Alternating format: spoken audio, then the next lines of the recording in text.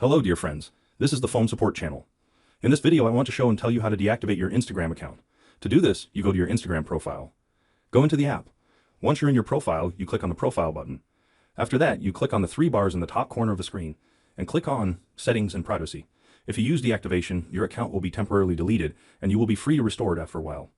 Now in this window, we click on Search and write Delete, and here appears this item, Deactivation or Deletion.